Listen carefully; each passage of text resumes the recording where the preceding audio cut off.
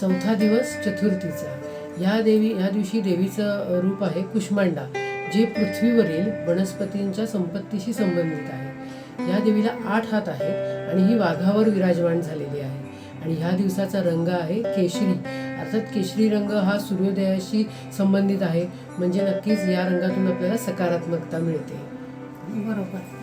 आता पाचवा दिवस म्हणजे पंचमीच्या दिवशी देवीचं रूप असतं स्कंदमाता. आता स्कंदमाता म्हणजे काय, तर पार्वतीचे जो मुलगा होता कार्तिकेयचंच नाव आहे स्कंद, आणि स्कंदाची माता म्हणजेच स्कंदमाता. या दिवसाचा रंग असतो पांढरा, आणि पांढरा रंग हा शांततेचं प्रतीक आहे. तसंच आईच्या बदलत्या शक्तीचं हे रूप आहे.